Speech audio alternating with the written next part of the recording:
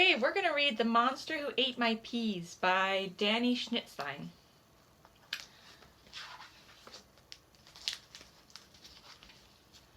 Eat your peas, said my mum, or you won't get dessert. I said, before peas I would rather eat dirt.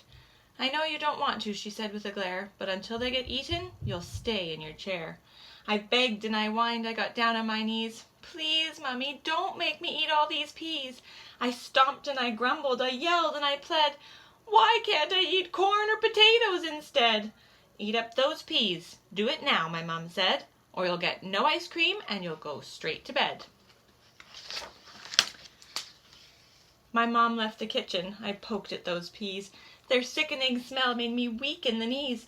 Quickly I offered the peas to my pup, but Ralph barely sniffed them, then turned his nose up. I closed my eyes tightly and whispered a wish. Please let these peas disappear from my dish. And something quite strange and mysterious occurred, almost as if somebody somewhere had heard. For right out of nowhere a monster appeared. His hair looked like spinach, and so did his beard. His big bloated body was broccoli green, and his breath when he sneered reeked of rotten sardines. Each eyeball resembled a big Brussels sprout.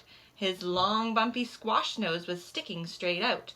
Large liver-like lips peeled back to reveal sharp teeth like a shark's, and a tongue like an eel. Long octopus tentacles writhed from his torso, quite gruesome already. Those arms made him more so. His ears were like mushrooms, his chin like a beet, and he balanced himself on two big, stinky feet. Just how he got in, I hadn't a clue. My heart skipped a beat as I asked, "Who are you?" He growled, "I'm the monster who helps kids like you. I eat up their eggplant. I eat turnips, too. I gobble down foods that make small stomachs quiver, like lima beans, collard greens, spinach, and liver. I came in reply to your pitiful plea, and I'm ready and willing to eat every pea. I'll eat up the big ones, I'll eat up the small. But then you must give me your new soccer ball."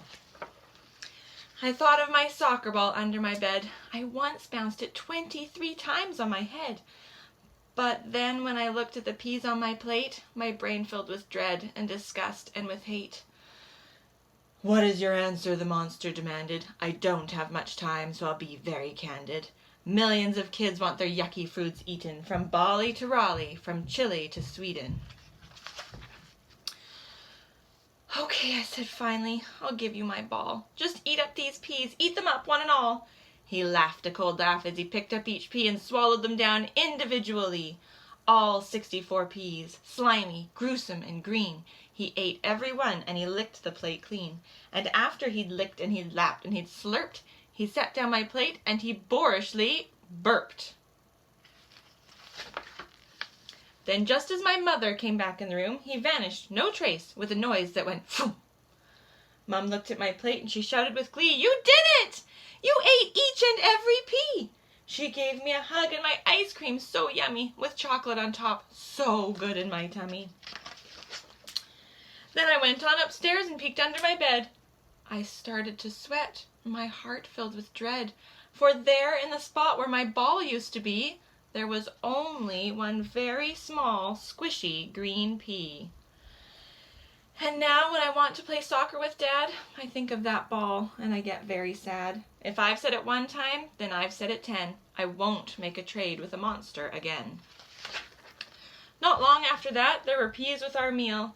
The monster appeared with the same kind of deal. "I'll eat up your peas just as quick as you like, but then in return you must give me your bike." Ooh, I thought of my bicycle, shiny and new. I'd spent my whole savings to buy it, that's true. But then when I looked down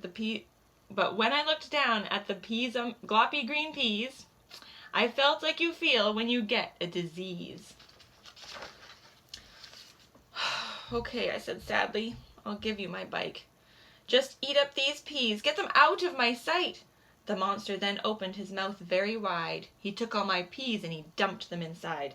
He chewed and he chomped and he swallowed them down, then phoom, he was gone, off for some other town. My mom served me cake, but I just couldn't eat it. I walked to the door feeling down and defeated. I twisted the knob and I shuffled outside to get on my bike and go out for a ride. I looked all around and I started to cry. My bike wasn't out there. I think you know why.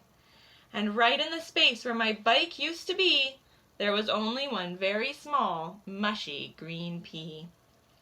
Now when my friends take their bikes for a ride, they never ask me, so I stay home inside. If I've said it one time, then I've said it 10. I won't make a trade with a monster again. Is he gonna do it?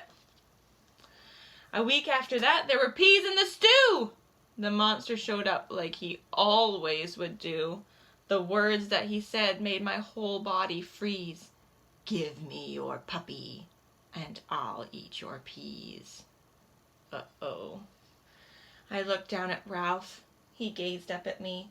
I looked at my plate at each ghastly green pea. Come on, growled the monster, I'm already late. Just give me your dog, and I'll finish your plate. I looked at those peas, and I just about gagged. I looked back at Ralph. His scruffy tail wagged. My pup put his cold little nose on my knee. I reached for my fork and I speared a small pea. I opened my mouth and squinched up my eyes. The pea touched my tongue and I got a surprise. That pea didn't taste like I thought that it would. I had to admit it. That pea tasted good.